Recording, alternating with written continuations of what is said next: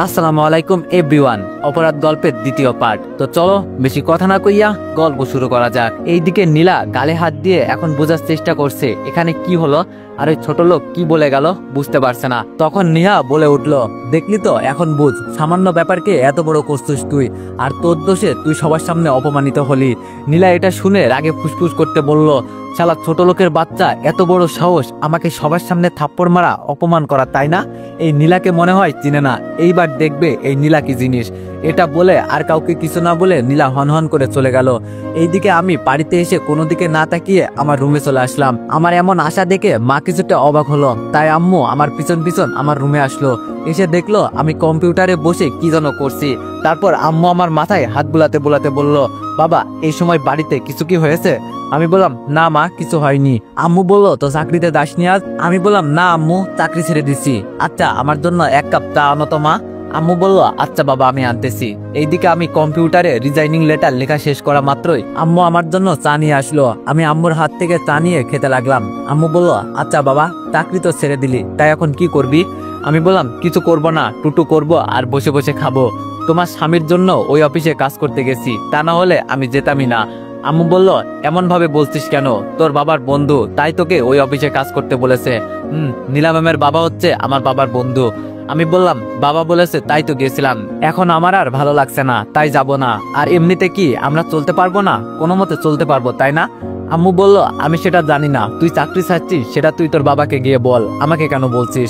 আম্মু কথাটা বলে চলে গেল, আর আমি কম্পিউটারে কাজ করতে লাগলাম। এইভাবে কম্পিউটারে কাজ করতে করতে দুপুর হয়ে গেল, তাই ফ্রেশ হয়ে খাবার খেতে গেলাম। খাবার টেবিলে বসে খাবার খেতে লাগলাম। তখন আব্বু বলল, কিরে তুই চাকরিটা ছাড়লি কেন? আমি বললাম, ভালো লাগছে না তাই ছেড়ে দিছি। আব্বু বলল, তোর ভালো না লাগলে হবে? এখন সংসার কিভাবে চলবে? এইদিকে আমিও ঘরে বসে থাকি। আমি বললাম, কেন? আগে যেভাবে নিজের খরচ চালাতাম, রেস্টুরেন্টে কাজ করে চালাবো। আব্বু বলল, তখন তো নিজের খরচ চালাতি, এখন তো পরিবারের খরচ চালাতে হবে, একটু বোঝার চেষ্টা কর। তোকে এত কষ্ট করে পড়ালেখা করালাম এই ওয়েটারের কাজ করতে, তাই না? আমি বললাম, দেখো বাবা, পৃথিবীতে কোনো কাজই ছোট না, আর আমি যে করি হোক পরিবারের খরচ চালাবো ইনশাল্লাহ। আব্বু বলল, আমি জানি না, তোর কাছে যেমন ভালো লাগে তেমন কর, শালার কপালটাই খারাপ, আমার কেউ আমার মন বুঝতে চায় না, না চাইলো বাবা, না চাইছে ছেলে। তারপর অনেকভাবে বাবা বোঝাতে চেয়েছিল, কিন্তু আমি আমার কথাই একটাই, ওই অফিসে চাকরি করব না। কেমনে চাকরি করব আপনারাই বলেন? ওই মেয়ে শুধু শুধু আমার মা বাবাকে নিয়ে গালি দেয়, সেখানে কি করে চাকরি করি? তারপর কোনো মতো খাবার খেয়ে রুমে গিয়ে কিছু বিজ্ঞাপন দেখতে লাগলাম। সেখান থেকে কিছু কোম্পানির লোক নিয়োগ নিবে, সেখান থেকে 2টা কোম্পানিতে আবেদন করে গেম খেলতে লাগলাম। তখন নিয়াল আমার রুমে এসে, ভাইয়া কি করছিস? আমি বললাম, এই তো কম্পিউটারে বসে চেয়ার টিপি। নিয়াল বলল, ভাইয়া তুমি তো গেম খেলছো, তোমার মোবাইলটা আমাকে একটু দিবা? আমি বললাম, কেন? নিয়াল বলল, প্রেম করবো তাই। ছোট ভাইয়ের মুখে এমন কথা শুনে কিছুটা অবাক হয়ে তার দিকে তাকিয়ে থাকলাম। নিয়াল বলল, এভাবে তাকাতে হবে না, আমি ফাজলামি করছি, দাও না মোবাইলটা, একটু লুডো খেলবো।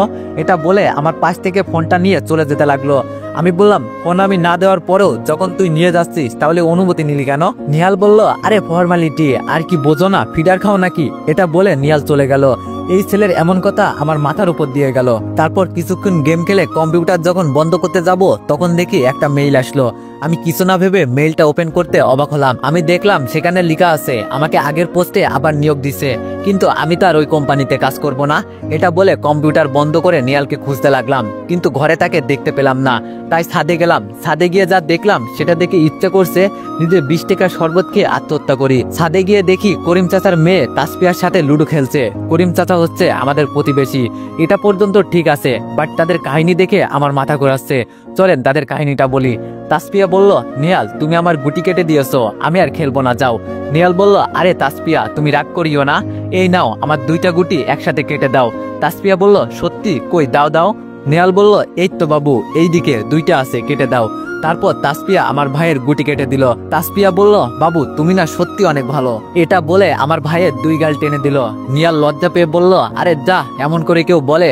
তাসপিয়া বলল, বাবু তোমার কাছে আরেকটা চকলেট আছে না, দাও আমাকে। আমার ভাই নিয়াল বলল, এই নাও তোমার চকলেট, আচ্ছা আমি খাইয়ে দিব কেমন? হায় আল্লাহ, এই কথা শোনার জন্য আমি এই পর্যন্ত বেঁচে আছি। আমি পড়ালেখা শেষ করে ফেললাম, আজও কপালে একটা বাবু শোনা জুটল না। আর এইখানে আমার ভাই 8ম শ্রেণীতে পড়ে নাকি প্রেম করে।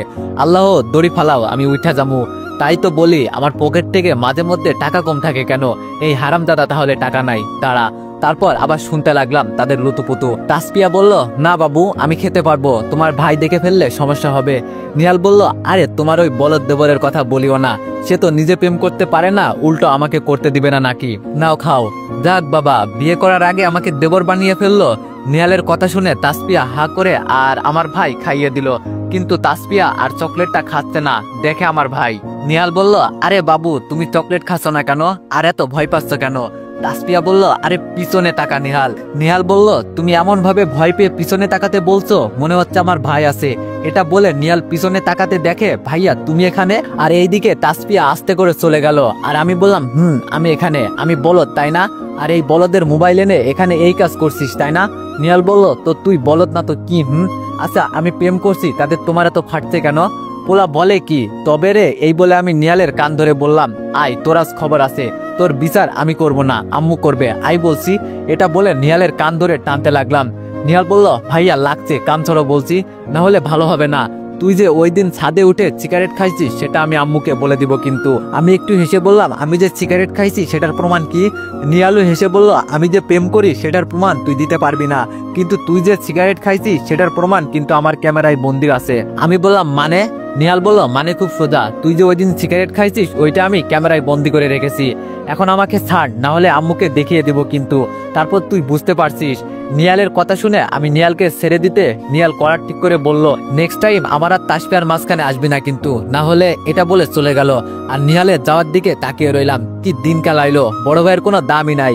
এই সুখে একটা সিগারেট ধরিয়ে খেতে লাগলাম। তারপর কিভাবে কি করব, কোথায় চাকরি খুঁজবো, এইসব ভাবতে ভাবতে আজকের দিনটাও চলে গেল। সকাল 10টার দিকে ঘুম থেকে উঠে ফ্রেশে নাস্তা করে অফিসে গেলাম, কারণ ডিজাইনিং লেটারটা জমা দিয়ে তারপর সেখান থেকে দুপুর 12টার দিকে আরেকটা কোম্পানিতে ইন্টারভিউ আছে। অফিসে গিয়ে স্যারের রুমের সামনে আসতে, স্যার আসবো, কামিং। মেয়ের কণ্ঠ শুনে কিছুটা অবাক হলাম। তারপরে কিছু না ভেবে কেবিনে ঢুকে দেখি নীলা ম্যাম। নীলা ম্যামকে দেখে অবাক হলাম না, এটা স্বাভাবিক, কারণ কিছুদিন পরে এমনিতেই সে স্যারের জায়গাতে বসতো। নীলা ম্যাম বলল, আরে রিফাত যে, আসেন আসেন বসেন। নীলার কথা শুনে আমি চেয়ারে বসে পড়লাম। কি ব্যাপার, আজ এমন সুন্দরভাবে ব্যবহার করছে কেন? নীলা বলল, তা স্যার এটা কি অফিসে আসার টাইম? আমি বললাম, না এটা অফিসে আসার টাইম না, তবে আমার আসার টাইম এটা। এই নিন ম্যাম রিজাইনিং লেটার, ম্যামের দিকে বাড়িয়ে, এবং সরি কালকের ব্যবহারের জন্য। নীলা বলল, ইটস ওকে, তবে এটা কিসের কাগজ? আমি বললাম, রিজাইনিং লেটার ম্যাম। আমার কথা শুনে নীলা একটা মুচকে হাসি দিয়ে বলল, সরি মিস্টার রিফাত, আপনি এই চাকরি ছাড়তে পারবেন না। আমি বললাম, কেন? নীলা বলল, কারণ হচ্ছে এই কাগজ, এই কাগজে লেখা আছে আপনি আমাদের কোম্পানির সাথে 1 বছরের চুক্তিবদ্ধ হয়েছেন, এবং এই চাকরিটা নিজের ইচ্ছা মতো যদি ছাড়েন তাহলে আপনি কোম্পানিকে নগদ 40 লক্ষ টাকা দিতে হবে, আর যদি টাকা দিতে না পারেন তাহলে 5 বছরের জেল। এই মেয়ের কথা শুনে ম্যামের হাত থেকে কাগজটা নিয়ে পড়তে লাগলাম। সত্যি তো এটা লেখা আছে এবং আমার স্বাক্ষরও আছে, কিন্তু ম্যাম আমি তো এগ্রিমেন্টে কখনো সাইন করিনি। নীলা ম্যাম বলল, করেছেন মিস্টার রিফাত, আপনি ওই দিন যে কাগজে স্বাক্ষর করেছেন সেটা কিন্তু এটা ছিল।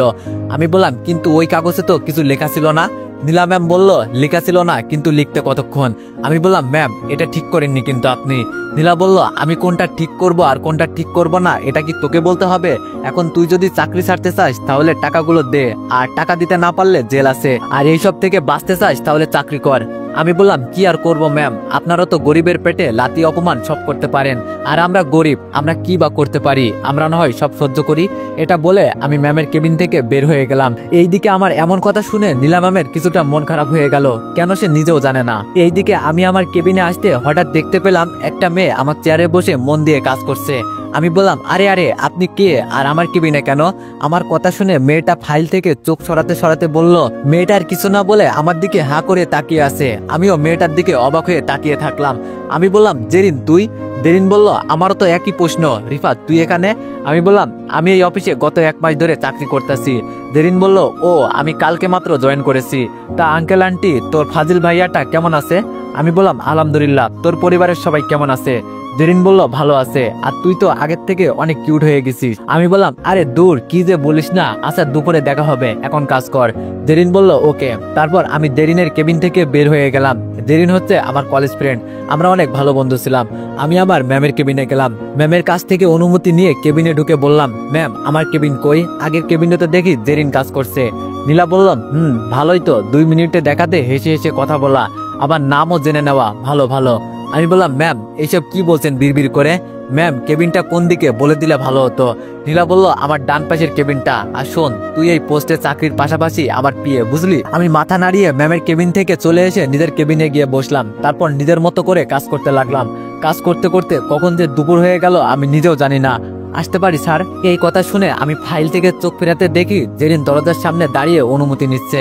আমি বললাম আরে তুই আসতে অনুমতি লাগে নাকি, আই। জেরিন বলল আরে কি যে বলেন না স্যার, ভিতরে ঢুকতে ঢুকতে কথাটা বলল। আমি বললাম আরেকবার যদি স্যার বলিস তাহলে আমার সাথে আর কথা বলবি না, বলে দিলাম। জেরিন বলল আরে এত রাগ করছিস কেন পাগল, আমি তো তোর সাথে দুষ্টুমি করছি, একটা আগের অভ্যাস এখনো যায়নি বুঝি? আমি বললাম না যায়নি, এখন বল কেন আসলি? জেরিন বলল কেন মানে, লাঞ্চ করবি না? আমি বললাম করবো তো, 2 মিনিট বস, আমি এই ফাইলটা শেষ করে নি কেমন? জেরিন বলল তাহলে আমাকে দে, তুই অনেক ক্লান্ত হয়ে গেছিস। আমি বললাম আরে না আমি পারবো, তুই বস তো। জেরিন বলল তুই একটু বেশি কথা বলিস, দে আমাকে। এটা বলে আমার হাত থেকে ফাইলটা নিয়ে জেরিন দেখতে লাগলো। এইদিকে নীলা কাজ করছিল, হঠাৎ সিসিটিভির দিকে চোখ যেতে রাগে ফুসতে লাগলো। ওদের এত বড় সাহস অফিসের মধ্যে এইসব, এই বলে পিয়নকে ডাক দিল, কিন্তু পিয়ন দুপুরে খাবার খেতে গেছে, তাই আসতে পারিনি।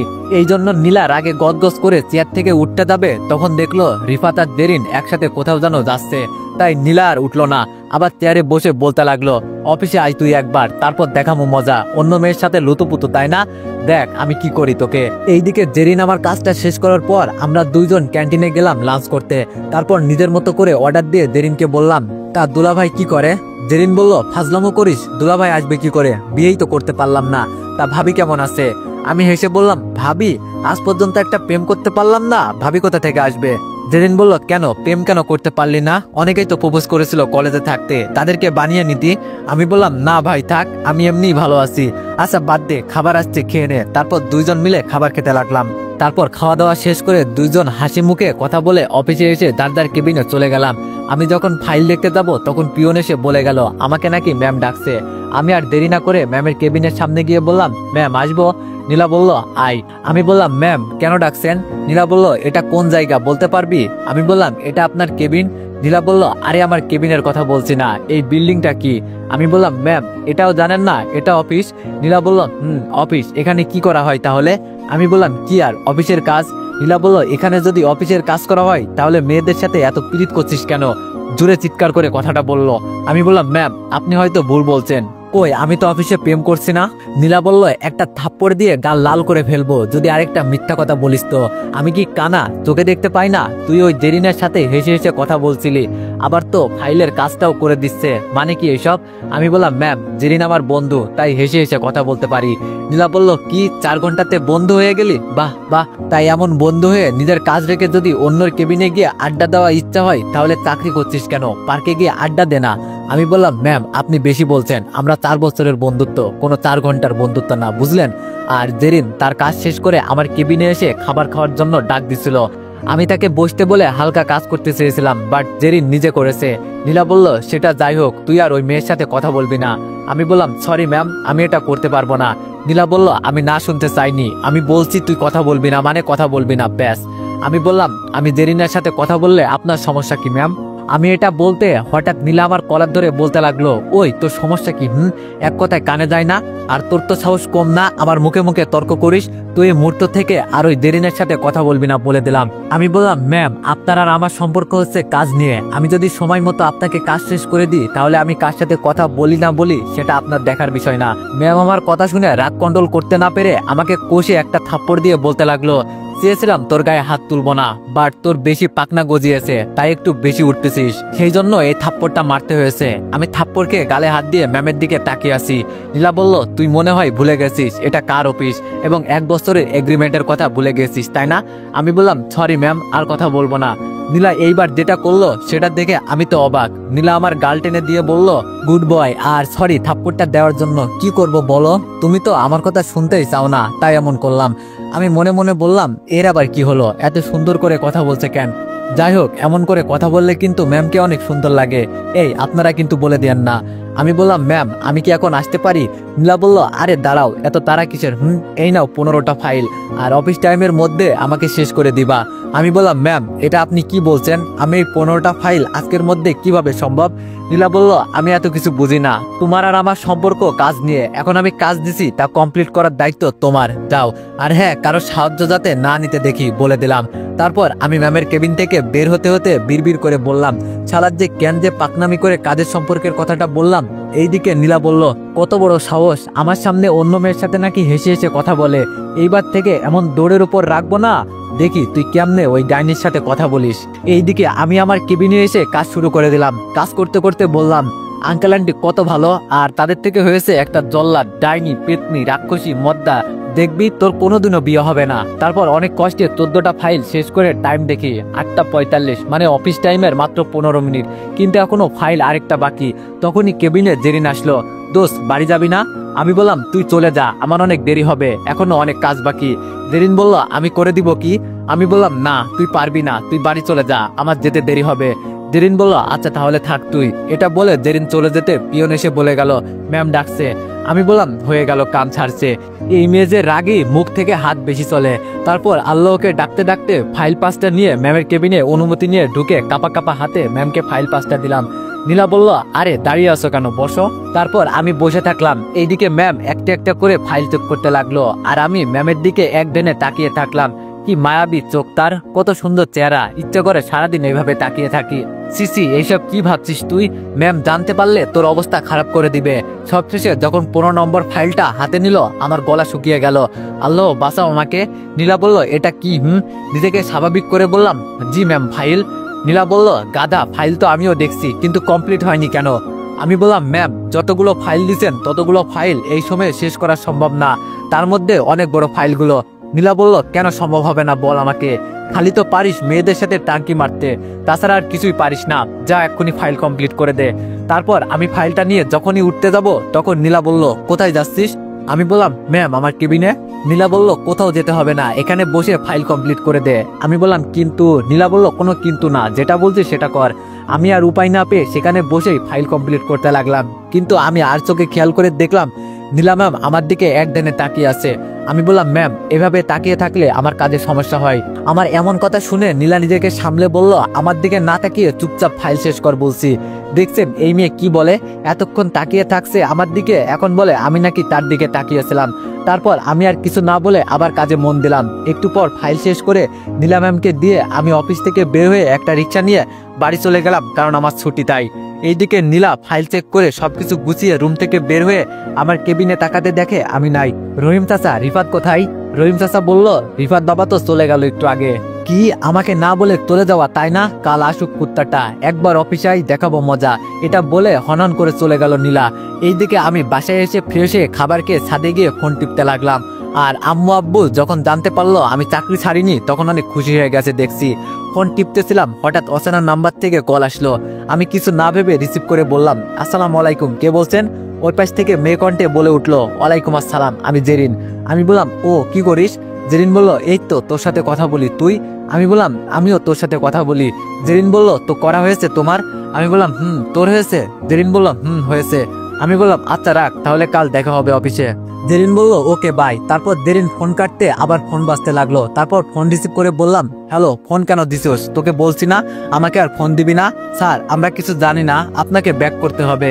আমি বললাম আমি করব না স্যার, আপনার চলে যাওয়ার পর অবৈধ কাজ বেড়ে গিয়েছে, আপনাকে ফিরতে হবে, তা না হলে বাঁচানো যাবে না দেশকে। সেটা আমার দেখার বিষয় না, তোদের সমস্যা তোরা সমাধান কর, আমার বিপদে কেউ ছিল না, আমি কেন থাকবো? ভাই আর কল দিবি না, আর আমার কাছে আসার চেষ্টাও করবি না। এই বলে ফোন কেটে নাম্বার ব্লক করে রুমে এসে শুয়ে পড়লাম। তখন আবার ফোনটা বেজে উঠলো। বিরক্ত হয়ে ফোনের দিকে না তাকিয়ে বললাম কি সমস্যা তোর? তোকে না বলছি আমাকে আর ডিস্টার্ব করবি না? ওই আমি তোকে ডিস্টার্ব কখন করলাম? হঠাৎ মেয়ে কণ্ঠ শুনে কিছুটা চমকে গেলাম। তাড়াতাড়ি ফোনের দিকে তাকিয়ে দেখলাম এটা তো নীলা ম্যাম। আমি বললাম সরি ম্যাম, আসলে কথাটা আরেকজনকে বলতে চেয়েছিলাম, আসলে সে লাগাতার ফোন দিয়ে বিরক্ত করছে, সরি ম্যাম। নীলা বলল কি, কে বিরক্ত করছে, ছেলে না মেয়ে বল আমাকে? আমি বললাম, আরে ম্যাম এমন করছেন কেন, আমার বন্ধু একটা এমন করছে। নীলা বলল, ও আচ্ছা খাবার খেয়েছো? আমি বললাম, জি ম্যাম। আচ্ছা ম্যাম আমি ঘুমাবো।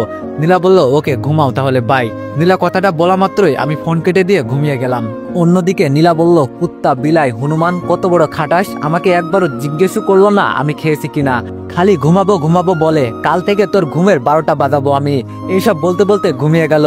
রাত 3টা ছুঁই ছুঁই, আকাশে আর চাঁদ দেখা যাচ্ছে না, অন্ধকার নিস্তব্ধ পরিবেশ, তার মধ্যে শিয়াল কুকুরের আওয়াজ। এক কথায় এই ভয়ঙ্কর ভাবে জায়গাটাই ফুটে উঠেছে, মনে হয় জানো বাড়িটার আশেপাশে ভূতের আনাগোনা।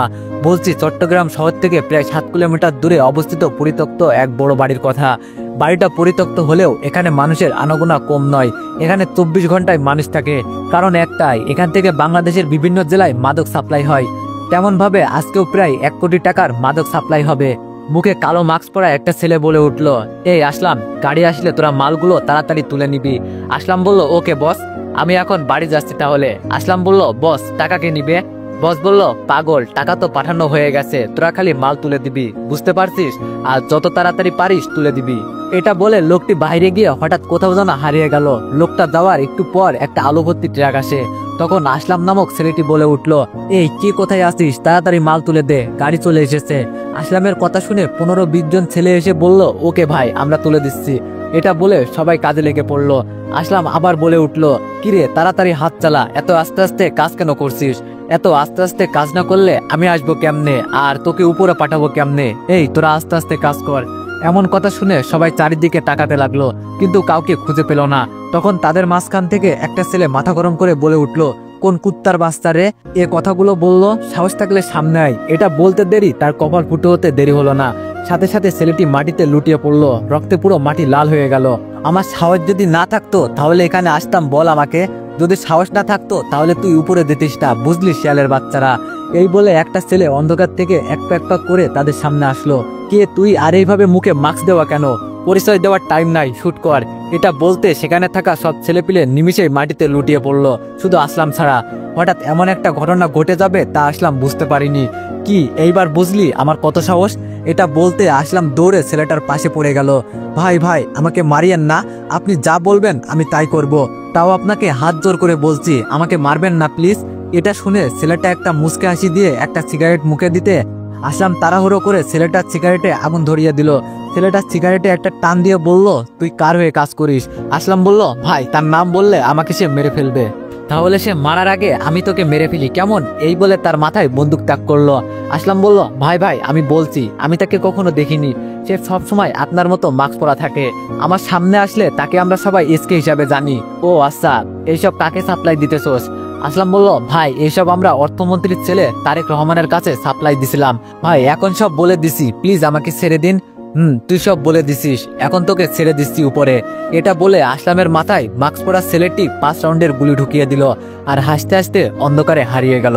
তো এভরিওয়ান, গল্পটি কেমন হয়েছে সবাই একটু কমেন্টে জানাইবা, আর নেক্সট পার্টের জন্য অপেক্ষা করো। ধন্যবাদ।